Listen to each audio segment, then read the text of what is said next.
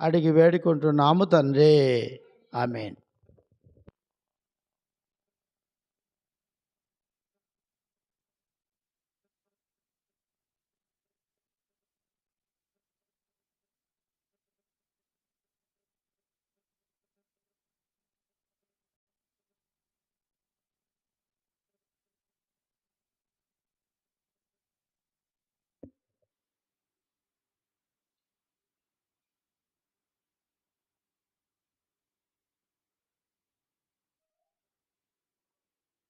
పాట సంఖ్య 580, 569. నీ పాద సన్నిధికి కృపామయ యేసయ్య. 580, 569.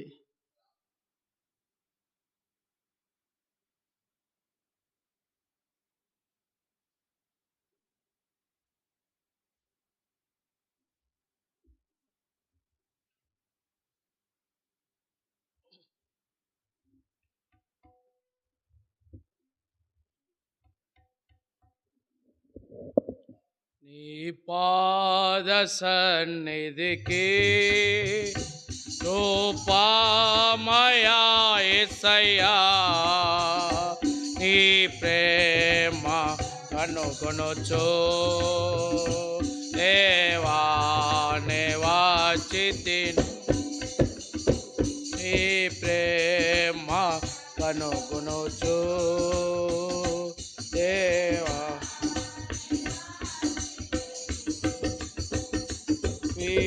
విశ్రాంతిని చెడు దేవా, శ్రమలెల్ల తీర్చుమయా.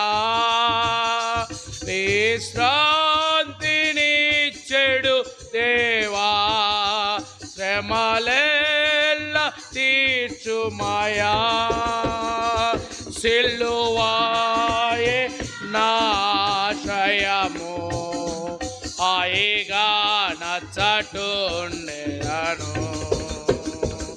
సిలువాయే నాశ్రయము, హాయిగా నచ్చటుండెను.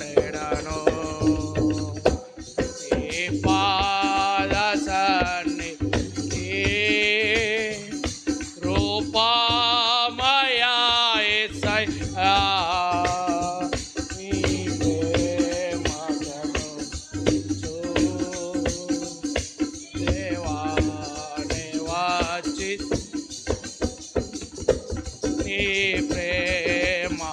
కనుగొనుచు దేవా.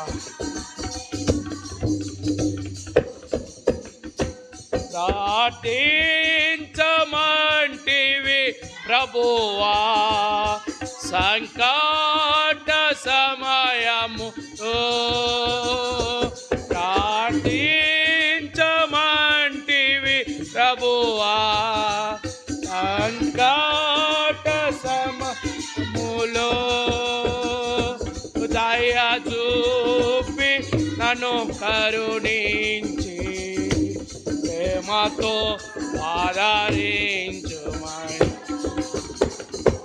దయ చూపి నన్ను కరుణించి ప్రేమతో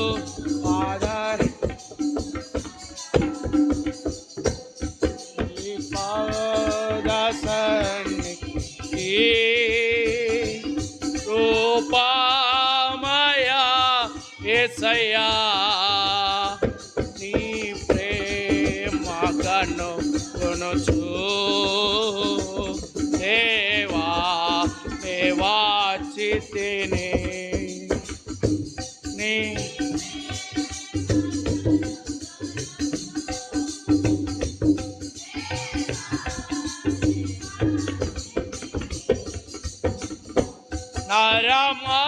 నరమాతృడవు నీవు కావు, మరణాలకించుము.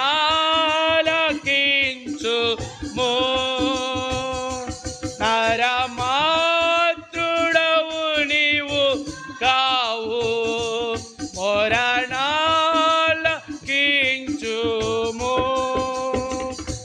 మనసార యేసుని దారి చేరెదను మనసారా ప్రార్థించుచు యేసుని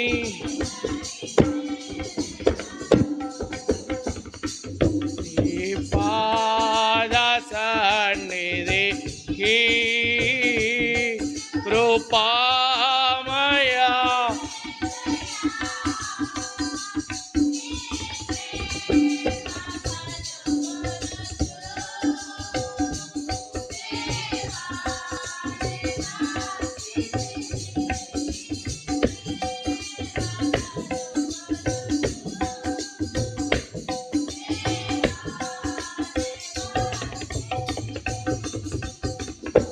నన్ను చేయి విడువకు నాదా నిందాలేను పొందినాను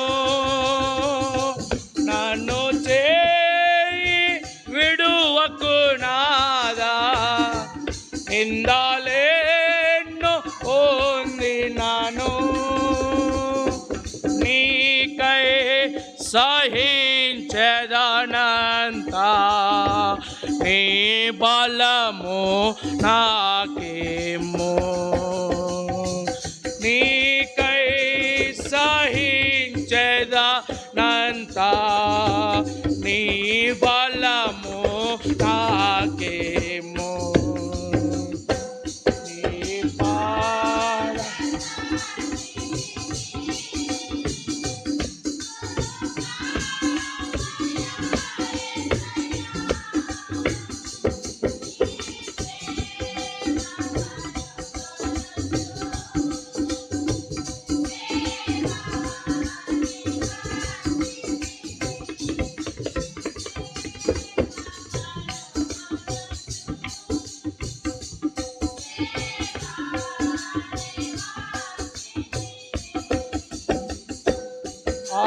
ఆశతో నీ ముఖము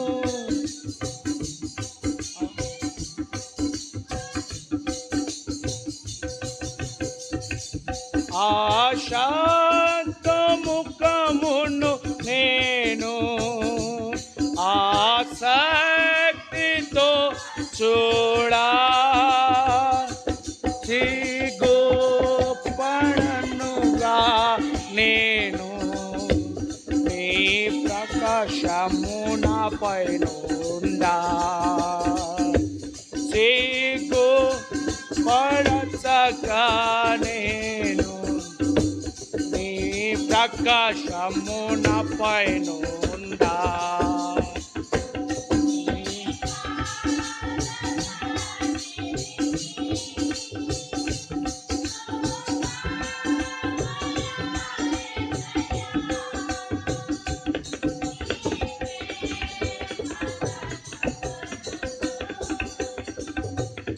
దేవా దేవా చేతిని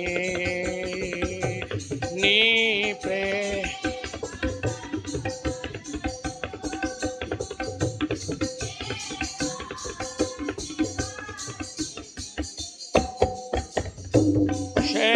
శత్రువు నోడి చుట్టకు నీ శక్తిని చూపు శత్రువు నోడించుటకు నీ శక్తిని చూపు నించి నీవు ఆవరించి కాపాడుము నన్నదరించి నీవు ఆదరించి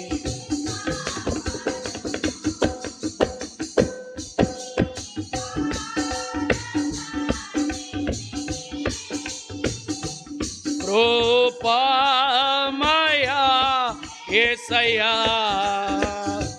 నీ ప్రేమ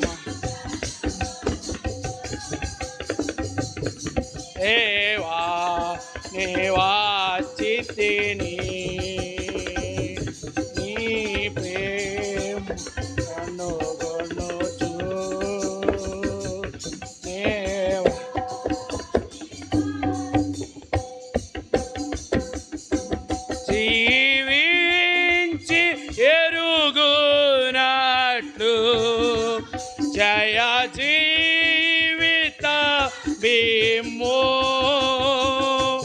జీవించి ఎరుగునట్లు జయ జీవితం మేము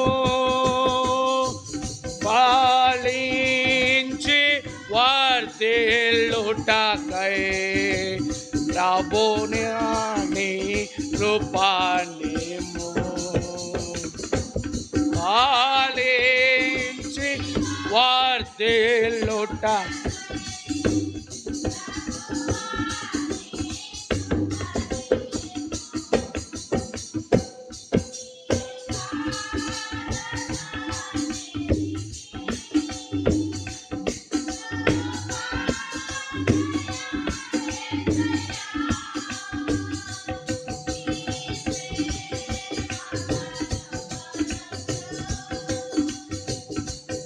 దేవానే వాచితిని నీ ప్రేమగనుగొనుచు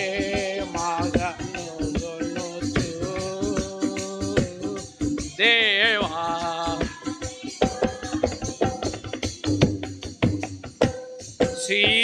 సియోను మూల రాయి అయ్యో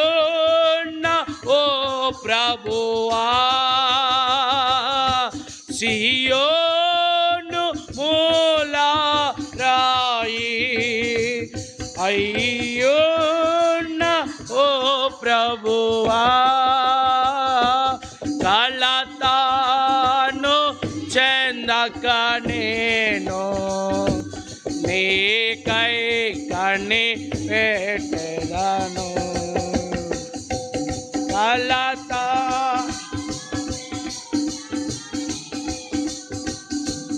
నీకై కనిపే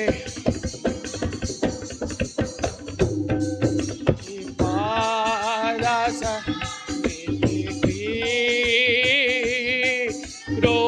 కృపామయ యేసయ్యా నీ ప్రేమ అనుగొనుచు దేవా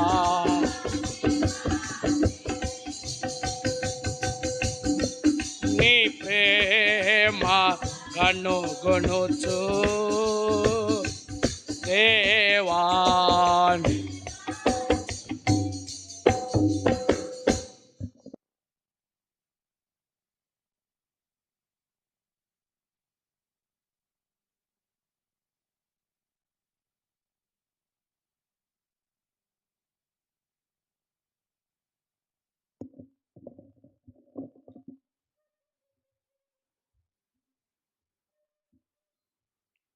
ప్రార్థన కొరకై కీర్తనలు 34వ కీర్తన 17వ వచనం అందరం కలిసి చదువుకుందాం. కీర్తన 34:17 అందరం కలిసి చదువుకుందాం. 17వ వచనం చదవండి.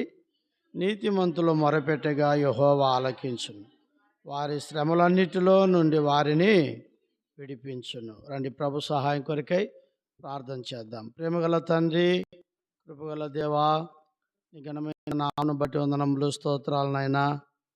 ఈ రాత్రి సంఘముగా ప్రార్థనకు వచ్చాం తండ్రి. పాటల ద్వారా మహిమను పొందినందుకు వందనాలు. చదివిన లేఖన భాగములలో నుండి ప్రార్థన కొరకు మాతో మాట్లాడండి, మాకు విరిచి పంచిపెట్టండి. మేము వాక్యానుసారంగా ఆరాధించుటకు మా ప్రాణాత్మ దేహములను మీ యొక్క ఆత్మ యొక్క స్పర్శలో ఉంచమని నీ దాసుని మీ రక్త ప్రోక్షణ క్రిందికి తెస్తూ యేసయ్య నామములో ప్రార్థించి అడిగి వేడుకుంటున్నాం తండ్రి, ఆమేన్.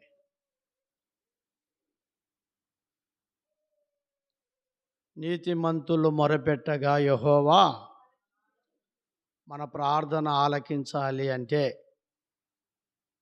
మన ప్రార్థన ఆలకించాలంటే పోయిన మంగళవారము 2 షరతులు చెప్పిన. ఒకటి, మనము ఎట్లాంటి ప్రార్థన చేయాలంట? నీతిమంతులముగా ఉండి ప్రార్థన చేయాల. అంటే మన ప్రార్థన దేవుడు ఆలకించి మనకు జవాబు ఇవ్వాలంటే మనం నీతిమంతులముగా ఉండి ప్రార్థన చేయాలా అనే మాటను ధ్యానించుకున్నాం. రెండవది, మన ప్రార్థన దేవుడు ఆలకించాలంటే ఏం కలిగి ఉండాలా? భక్తి కలిగి ఉండాలా అనే మాట చూసినాం. భక్తి ఎవరు కలిగి ఉన్నారు? కొర్నేలి ఎవరు? భక్తిపరుడు అనే మాట చూసినాం. భక్తికి లక్షణాలు అవి కూడా మనము చూస్తూ వచ్చినాం. యోబు గ్రంథంలో కూడా నీ భక్తి నీకు ధైర్యమును పుట్టించదా అనే సంగతి ధ్యానించు. మూడవది, ఈరోజు మన ప్రార్థన దేవుడు ఆయన ఆలకించి మనకు జవాబు ఇవ్వాలంటే మూడవ షరతు.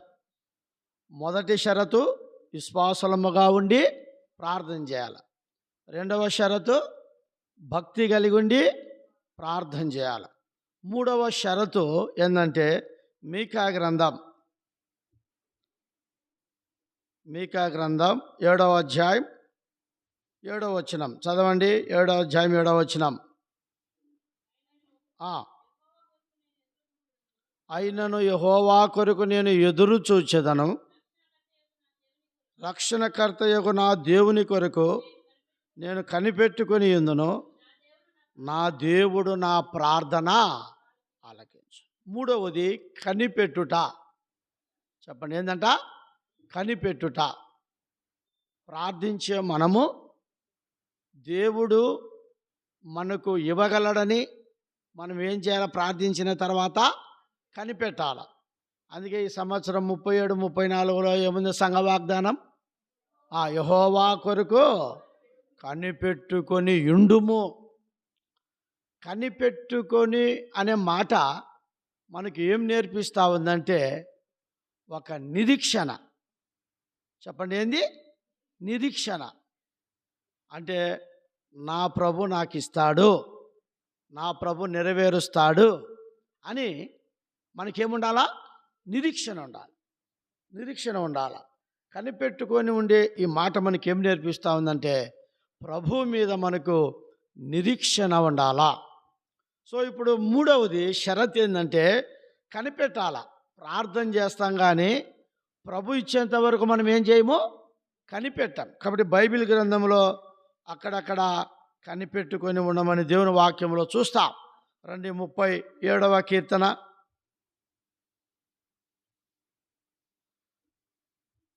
37, 7వ వచనం చదవండి.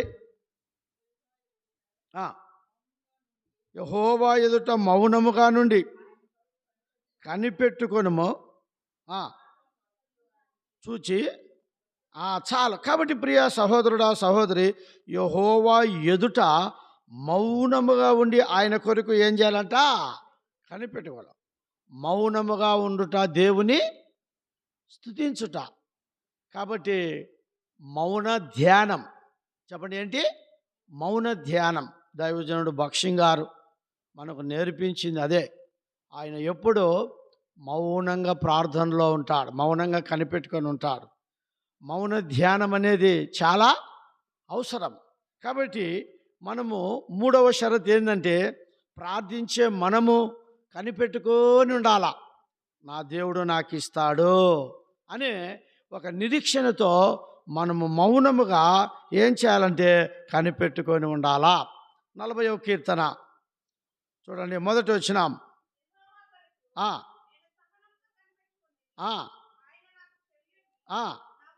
ఆలకించెను. అక్కడ మౌనంగా కనిపెట్టుకోవాలంట, ఇక్కడేమో సహనముతో కనిపెట్టుకోవాలా. చెప్పండి, ఏముండాలా? ప్రభు ఇచ్చేంత వరకు మనలో ఏముండాలి? చెప్పండి, సహనం ఉండాలా. కాబట్టి ప్రియ దేవుని బిడ్డలారా, ప్రార్థనలోకి వచ్చాం, మంచిదే. షరతు కనిపెట్టుకునుట అనేది మనకు నిరీక్షణకు గుర్తు. కాబట్టి మౌనంగా కనిపెట్టుకోవాలా, సహనముతో కనిపెట్టుకోవాలా. కాబట్టి సహనం అనేది చాలా అవసరం. సహించిన వారే ఆయనతో కూడా రాజ్యమేలుదురు అని దేవుని యొక్క వాక్యంలో రాయబడింది. అందుకే యోబు సహనాన్ని గురించి మనకు రాస్తాడు. అలాగనే దానియేలు యొక్క సహనమును గురించి రాస్తాడు. యోసేపు యొక్క సహనమును గురించి రాస్తాడు. కాబట్టి ప్రార్థించే మనము కనిపెట్టుకునే విషయంలో సహనముతో కనిపెట్టుకోవాలా. రండి ఇంకొక మాట, యెషయా గ్రంథం 25, యెషయా గ్రంథం 25 9వ వచనం చదవండి. 25:9.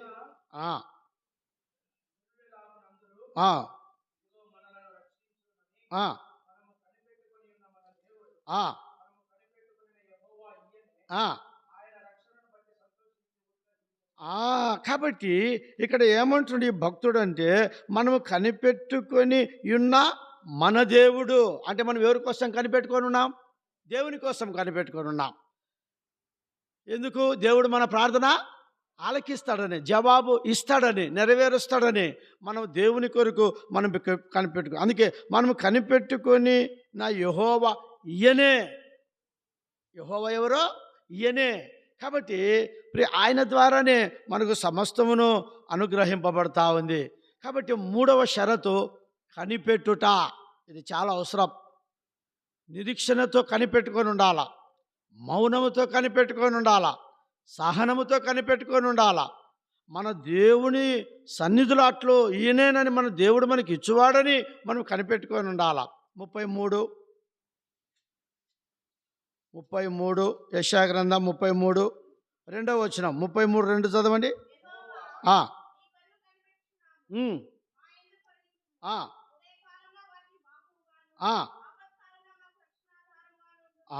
యెహోవా నీ కొరకు కనిపెట్టుకొనుచున్నాము, మా యందు కనికరించుము, కరుణించుము. ప్రియ దేవుని బిడ్డలారా, నీ కొరకు మేము కనిపెట్టుకొని ఉన్నాం. ఆయన కొరకు కనిపెట్టుకుని ఉండేది మనకు. ఆయన కొరకు మనము కనిపెట్టుకుంటూ రావాలా. ఎందుకంటే ఆయన మనకు సమస్తమును అనుగ్రహించేవాడు. రాత్రి పండుకున్న తర్వాత ఉదయకాలం కొరకు ఏం చేస్తాం? కనిపెడతాం. ఉదయకాలం కొరకు ఏం చేస్తాం? ఎప్పుడు ఉదయం అవుతుందా, నేను లేవాలా, నా పనులు లేదంటే నా డ్యూటీలు అని. కాబట్టి అలాగున నీవు నేను ప్రభు కొరికే మనం కనిపెట్టుకొని ఉండాలి.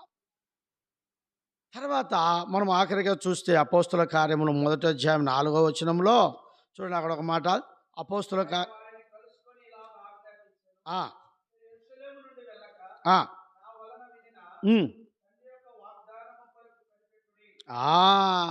ప్రభు మనకిచ్చిన వాగ్దానముల కొరకు మనం ఏం చేయాలా? కనిపెట్టుకోవాలా. 31వ తారీఖు వాగ్దానం తీసుకుంటాం. వాగ్దానం కొరకు సంవత్సరం అంతా కూడా నువ్వేం చేయాలా? ప్రార్థన చేయాలా. దాని నెరవేర్పు కొరకు కనిపెట్టాలా. ప్రభు నువ్వు వాగ్దానం ఇచ్చావు, దీన్ని నెరవేరుస్తావు, నేను నమ్ముతున్నా అని ఆయన నెరవేర్చేంత వరకు మనము కనిపెట్టుకొని ఉండాలా. కాబట్టి ప్రార్థనకు జవాబు రావాలంటే 3వ షరతు మనము యెహోవా కొరకు ఏం చేయాలా? కనిపెట్టుకోవాలి. అది మన జీవితంలో ఉండాలి. నిరీక్షణతో మనం కనిపెట్టుకోవాలి. 4వదిగా మన ప్రార్థనకు జవాబు వాగ్దానం ఇవ్వాలంటే ఏం చేయాలంటే 4వ షరతు ఏంటంటే మొరపెట్టుట. 4వ షరతు చెప్పండి ఏంటంట? మొరపెట్టాల. మనం మొరపెట్టాల. రండి కీర్తనలు, ఇది 4వ షరతు. 18వ కీర్తన చదవండి. 6వ వచనం.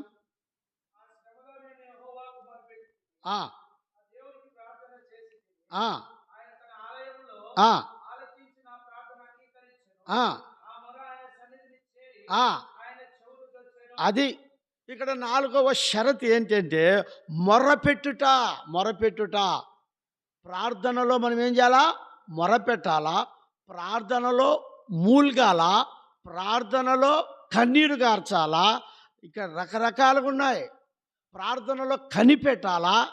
ఇది మన జీవితంలో కావాలా. 4వ షరతు ఏంటంటే మొరపెట్టుట. మొరపెట్టుము గ్రహము కాని గొప్ప సంగతులు మరియు గోడా దేవుడే తెలుపును మరియు కూడా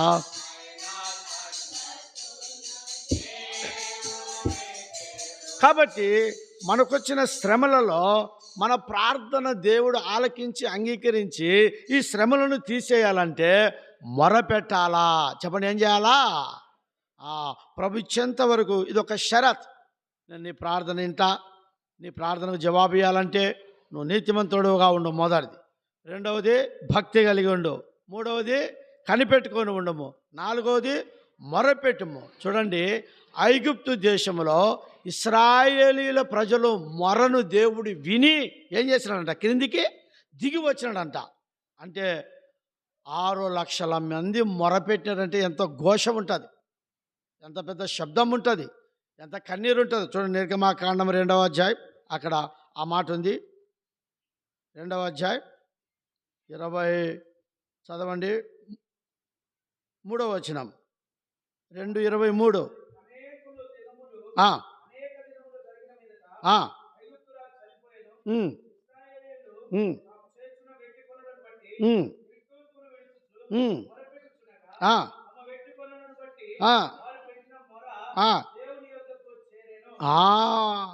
ఇశ్రాయేలు ప్రజలు ఐగుప్తులో దేవుని బిడ్డలారా మొరపెడుతున్నారు.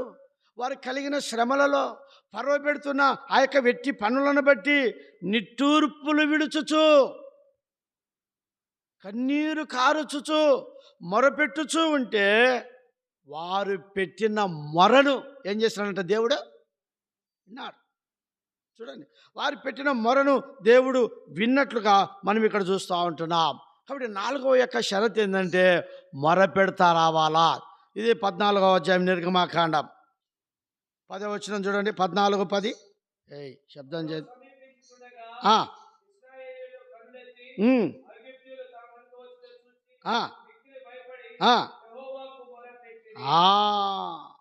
చూడండి, ఐగుప్తులో నుండి మొరపెట్టిన తర్వాత ఐగుప్తులో నుండి ఏం చేస్తున్నాడు? దేవుడు వారికి విడుదల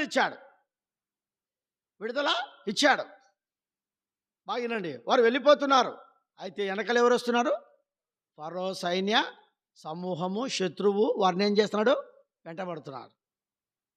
వారు ఎంటబడి దగ్గరికి వచ్చే లోపల సమీపముగా రాగానే ఇశ్రాయేలు ప్రజలు ఏం చేస్తున్నారు? చెప్పండి, మొర్రపెడుతున్నారు. ఇశ్రాయేలు ఏం చేస్తున్నారు చెప్పండి? మిక్కిలి భయపడి యెహోవాకి ఏం చేసినారు? వారు మొరపెడుతున్నారు. ఐగుప్తులో వెట్టి పనులతో, బాధతో, శ్రమతో మొరపెడితే విడుదల ఇచ్చినాడు. ఇక్కడ ముందేముంది? సముద్రం ఉంది. వెనకెవరున్నారు? చూడండి, ఎనుక శత్రువులు వెంటాడిన నన్ను, వెనుక శత్రువులు వెంటాడిన నన్ను, ముందు సముద్రము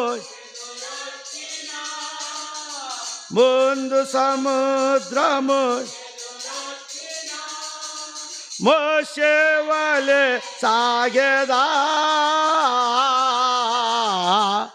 నే సాగేదా.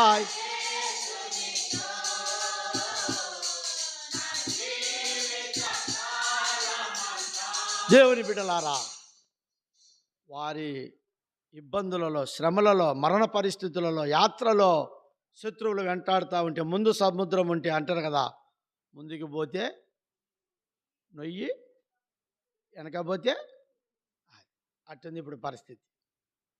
వారి మొరకు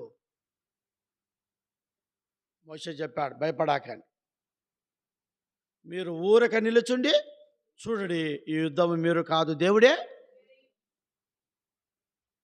మోషే, ఏంది నా వైపు చూస్తున్నావు? తీసుకొని చేతిలో ఉన్న కర్ర తీసుకొని సముద్రాన్ని కొట్టు. దేవుని బిడ్డలారా, ప్రభు కార్యాలు చూడండి, ప్రార్థనలో ఎన్ని ఉన్నాయో. అందుకే ఈనాడు మన జీవితంలో ప్రార్థన తక్కువ ఉంది, ప్రార్థన చేయాలి.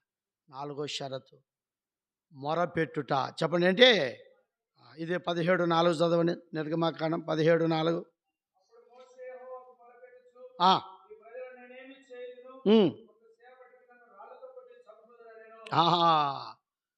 ఎర్ర సముద్రంలో నుంచి తీసుకొని వచ్చినాడు. వాళ్ళకి ఇప్పుడు ఏం లేవు, నీళ్లు లేవు. నీళ్లు లేకపోతే ఏం చేయాలా? ఏం మోసే ఒకటి తెచ్చిచ్చాడా? సనుగుతున్నారు. ఎవరి మీద? మోసే మీద. సనుగులు గొనుగులు స్టార్ట్ అయినాయి. ఏమైనాయి? ఏడ తెచ్చాడు చెప్పండి, ఏడ చేస్తాడు? ప్రభా నేను ఏం చేయమంటావు ప్రభా? అందుకే నేను అత్తివాడిని, నేను రానంటే నన్ను పిలిచినావు. సరే, ఐగుప్తులో అన్ని అద్భుతాలు చేసినావు, తీసుకుని వచ్చినాం. ఎర్ర సముద్రం అడ్డం వస్తే తీసుకుని వచ్చినావు. ఈ అరణ్యం నీళ్ళు చేస్తారు. ఇంకో రోజు చెప్పుంటే వాళ్ళు నన్ను దేనితో కొడతారు. మోషే నీ ఎదురుగా కొండ ఉంది, హోరేబు కర్రతో, దానితో నువ్వు ఏమన్నాడు? మాట్లాడమన్నాడా, కొట్టమన్నాడా? ఏమన్నాడు చెప్పండి? 6వ వచనం చదువు. 5 చదువు. అందుకు యెహోవా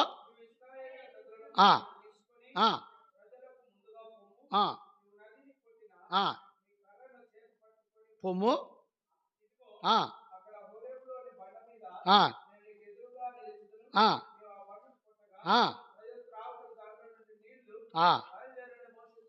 బా. ఇప్పుడు ఈడ కొండ ఉంది, బండ ఉంది. ఆ బండ మీద ప్రభు ఉన్నాడు. ఇప్పుడు ఎవరిని కొట్టినట్టు? ప్రభుని కొట్టచ్చా? ప్రభుని కొట్టచ్చా? కొట్టు, నన్ను కొట్టు. నిన్ను కొడతారు కదా, నన్ను కొట్టు. నన్ను కొట్టు మోసే, ఆ ప్రజలకు నేను నీళ్ళు ఇస్తా అన్నాడు కదా. కొద్దిసేపు ఉంటే వీళ్ళు రాళ్లతో నన్ను, ఆ రాయి, ఆ బండ ఎవరు? ప్రభు అయినా నన్ను కొట్టు, నాలో నుండి జీవజలం ప్రవహింపచేస్తా. వారు ఎన్నటికీ దప్పిగొనరు, సనగనీలే, గొనగనీలే. భయపడద్దు, ఇదిగో నన్ను కొట్టు. అంత అద్భుతమైన మాట. రాత్రి ప్రార్థనలోకి వెళ్ళక ముందు జ్ఞాపకం చేసుకున్నాం. దేవుని బిడ్డలారా, నేను ఆ జీవితంలో 4వ షరతు మొరపెట్టు.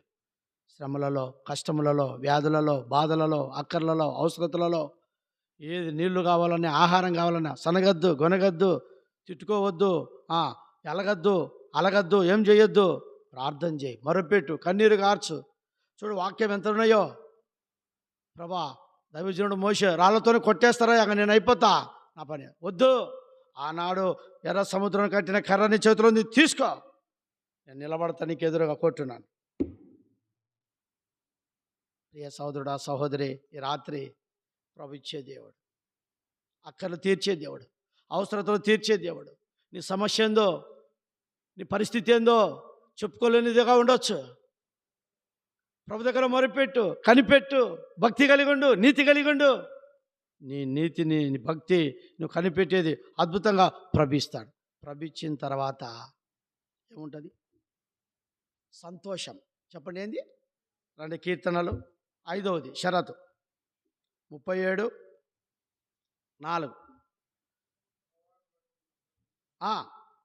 ఆయన నీ హృదయ వాంఛలను తీర్చును. 5వ షరతు. ఇది చూసుకొని ప్రార్థనలోకి వెళ్దాం. చూడండి, నీతిమంతురాలుగా, నీతిమంతుడిగా ఉండు, భక్తి కలిగి ఉండు, కనిపెట్టుకొని ఉండు, మొరపెట్టు. నీ ప్రార్థనకు జవాబు వచ్చిన తర్వాత సంతోషించు. యెహోవాను బట్టి సంతోషించుము, ఆయన నీ హృదయ వాంఛలను తీర్చును. అన్నాకు ఒక వాంఛ ఉన్నది, అన్నాకు ఒక బాధ ఉన్నది. అన్న ఎంతో అవమానం పొందుతుంది. తన పెనిన ఏం చేస్తుంది? ఇరుగుపరు, నువ్వు గొడ్రాలు దానివే, నువ్వు అట్టాడు దానివే, నువ్వు ఇట్టాడు దానివే, నువ్వు బతికేందుకే, నువ్వు సావే, ఎన్నెన్నింటుందో ఏమంటావు? తట్టుకోలేకపోతా ఉంది, హృదయము ఘోష అయిపోయింది, గుండె కొయ్యబడుతూ ఉంది. ప్రభా, నన్ను ఎందుకు ఇక తీసుకో, అసలు కొద్దు నేను బ్రతకడం కష్టమని తన జీవితంలో ఎన్ని నిందలు, అవమానములు, పరిస్థితుల ద్వారా వెళుతూ ఉందో. జీవితంలో దుఃఖమే దుఃఖము, దుఃఖమే దుఃఖమే. భర్తున్నాడు, ఆహారం ఉంది, అన్నీ ఉన్నాయి. ప్రియ సహోదరుడా, సహోదరి, బిడ్డలు లేని ఆ కోతను బట్టి ఎంత భయంకరమైన పరిస్థితితో చూడు. దేవుని మందిరం లేకపోయింది, దేవుని మందిరం లేకపోయింది. ఇప్పుడు చెప్పండి, దేవుని మందిరంలో పోయి ఏం చేస్తుంది? నిద్రపోతుందా? మొర పెడుతుంది, ప్రార్థన చేస్తుంది, నీళ్ళు కాల్చుతుందా? కన్నీళ్ళు కారుస్తుంది. అదే మొర పెట్టడం, కన్నీరు కాల్చడం. ప్రార్థన ఏమో చేస్తూ ఉంది, మొరపెడతా ఉంది, కన్నీరు కాల్చింది. ప్రభు ఎట్లిచ్చినాడు హన్నాకు? బిడ్డను ఎట్టిచ్చినాడు. ఆమె లోటు, ఆమె అక్కర, ఆమె వాంఛ, ఆమె కోరిక, ఆమె బాధ, ఇదంతా ఎట్లా ఇచ్చినాడు చెప్పండి? అన్న ప్రార్థన చేసి ఇంతే ఇచ్చినాడా? కన్నీరు గార్చింటే ఇచ్చినాడా? మొర పెట్టింటే ఇచ్చినాడా? కనిపెట్టింటే ఇచ్చినాడా? దొల్లి మొదుకునింటే ఇచ్చినాడా? ఎట్టి ఇచ్చినాడు చెప్పండి. కనిపెట్టుకొని అది కథ, అది అసలే. అంటే ఏంది ఇది? వాగ్దానం కాదు, ఆడ అసలు జవాబు వచ్చింది. నీవు ఒక్క బిడ్డ నాకు ఇస్తే నేను నీకు, అంటే ఇది ఏంది? దేవునికి అక్కరుంది అక్కడ, దేవుని ప్రజలకు అక్కరుంది అక్కడ. ఈనాడు దేవుని సంఘములో ఏ అక్కరుంది, ఏ అవసరత ఉంది, ఏ కొరత ఉంది ఎరిగినావా? అది కావాలి అసలైంది. ప్రభా ఒక్కడి చాలు, ఆ ఒక్కని నేను నీకు ఇచ్చేస్తా. ఎప్పుడైతే ఇది చేసిందో అప్పుడు ఇచ్చి, అది ఈనాడు దేవుని సంఘాలలో అక్కరేంది, అవసరత ఏంది, కొరత ఏంది, లోటేంది, ఆత్మీయంగా కానీ భౌతికంగా కానీ ఏంది ఎరిగామా మన జీవితంలో? ఎప్పుడైనా మొక్కుకున్నది నువ్వు ఈ ప్రభ నేను ఇస్తా, ఇచ్చిన తర్వాత ఇటుకనే పెట్టుకునేది. పాలు మరవక ముందే చదవండి ఆ మాట. 1 సమూయేలు 2:1 చదవండి. 1 సమూయేలు 2:1. 1 సమూయేలు 2:1. 1 సమూయేలు 2:1. మరియు హన్న విజ్ఞాపన చేసి లాగా నేను, నా హృదయము యెహోవా యందు సంతోషించుచున్నది, కలిగెను.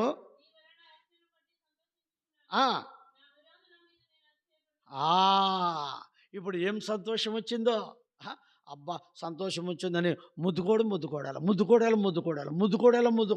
ఇంటికాడ పెట్టుకునేదే. ఏమమ్మా మందిరానికి రంటే, నా మనవాడు రాలేన్నా, మనవాళ్ళు ఎవడు ప్రార్థన చేయని ఏడ్చి సచ్చివే, ప్రార్థన చేస్తే దేవుడిచ్చే. ఇప్పుడు పిల్లల మీద, ఎవరి మీద? మనవాడు ఏడుస్తాడు, మనవాడు నిద్రపోతాడు, కొడుకు ఏడుస్తాడు, కొడుకు నిద్రపోతాడు. అదే ఇవ్వకుండా ఉంటే, ఇవ్వకున్నప్పుడు ఎంత బాధపడుతుంది. సంఘాన్ని ప్రార్థన చేయమంటివి, ఎంతో రోధించితివి. అన్న ఏమన్నా ఇంట్లో పండబెట్టుకొని ముద్దుకుంటా పెట్టుకొని ఉందా? మళ్ళీ ఎందుకు మీరు మందిరానికి దారు మీ పిల్లలను ఎందుకు సాకులు చెప్తారు? చెప్పద్దు. దేవుని సన్నిధికి తీసుకొని రా, పడేయి. పాలు మరవక ముందు ఏం చేసింది? దేవుని సన్నిధిలో పడేసింది. అవునా కదా? దేవుని అక్కడి సంతోషించాలి, ప్రభిస్తాడు అన్ని పరిస్థితులలో. మన జీవితంలో ఇది మనం కలిగే వారం ఉండాలి. రాత్రికాల సమయంలో ప్రార్థనకి వెళ్ళకముందు జ్ఞాపకం పెట్టుకో, అన్న హృదయం ఏమైతా ఉంది చెప్పండి. నా హృదయం యెహోవా యందు, నా శత్రువుల మీద నేను అతిశయిస్తా, నా ప్రభు నాకు సాయం చేశాడు. యెహోవా యందు సంతోషించుము, ఆయన నీ హృదయ వాంఛలను, నీ కోరికలను, నీ ఆలోచనలను, లేకపోతే నీ ప్రార్థనలను దేవుడు నెరవేరుస్తాడు. అంత మాత్రం కాదు, మొరపెట్టాలి, ప్రార్థన చేయాలి. మొదటి దినవృత్తాంతముల గ్రంథం 16వ అధ్యాయం 10వ వచనం. మొదటి దినవృత్తాంతంలో 16:10 చదువునైనా.